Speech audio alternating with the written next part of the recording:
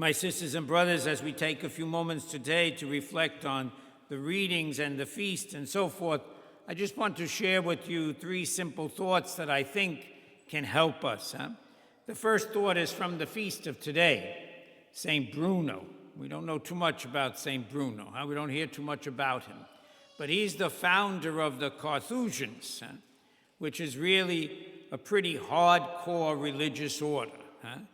They live in absolute silence. They live as hermits. They only come together to pray.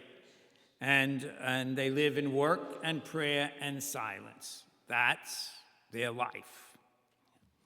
Bruno was anxious for this life, and so he began this monastery where others came to follow him.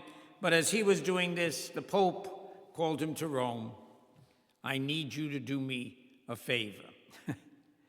And so the Pope wouldn't let Bruno leave Rome, and Bruno was stuck there helping the Pope. And meanwhile, all he wanted to do was go to the desert and live in silence and live in prayer. We make plans and God laughs. Always happens. But as we look at the life of St. Bruno, eventually he does get back to the desert, but as we look at the life of St. Bruno, I think the important thing he has to say to you and me today, very simply, is the need for silence in our lives.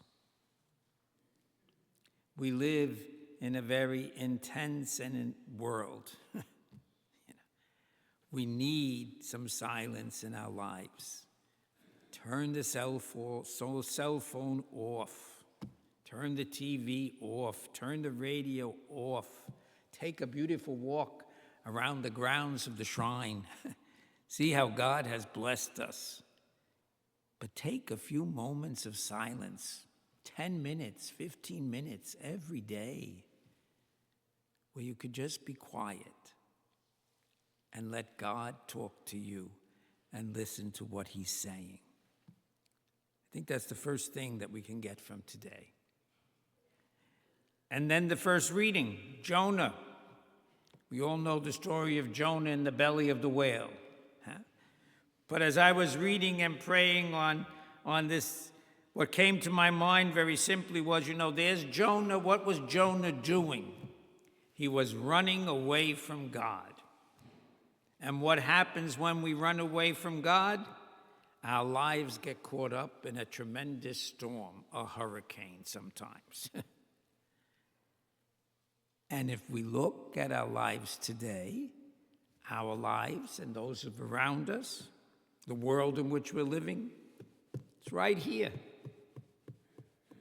We find a world that's in a mess, in a hurricane, in a storm. Everything is, what's going on? We're like those mariners. We're trying to find our way. What did you do? What did we do? Who's the person responsible for this? And it's always the people who are running away from God. They have a storm in their own lives, and that storm goes into the lives of everyone they meet. And so I think today also Jonah reminds us, am I running away from God? What are the storms in my life? Why are they there? And are they there because I'm trying to dodge God, like Jonah did? So many of our young people today lost because they're trying to live without God. And finally, the gospel. And the gospel is the story again of the Good Samaritan. We're all familiar with it. But as I was reflecting on it this time around, I was just taken up with the fact that, the Samaritan just went to help a person in need. He wasn't interested in whether that person was Jewish or not Jewish, whether he was a Greek or whether he wasn't interested in any of those things. He just went to help somebody in need. He didn't walk away because that person was different, thought differently, pray differently. He just went to help somebody in need. Again, my sisters and brothers, I think we have a lot to think about. We're living in a very violent and divisive world. A world filled with disunity. And I think the question we have to ask ourselves is, how am I a source of unity? How am I trying to bring about unity in this world? Not division, unity. It frightens me. I was with somebody recently who their children don't talk to them because they have different political views. Are we insane? Are we insane? When I die and you die, God is not going to be so concerned about who I voted for, but God will be very concerned about how I treated those who voted differently from me.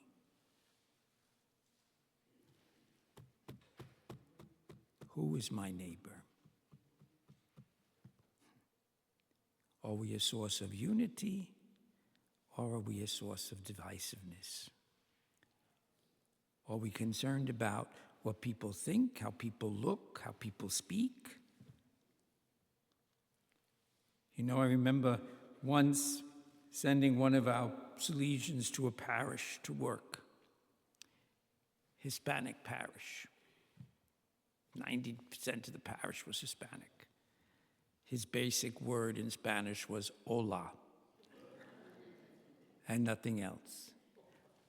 There hasn't been a priest more loved in that parish because he spoke the language of the heart.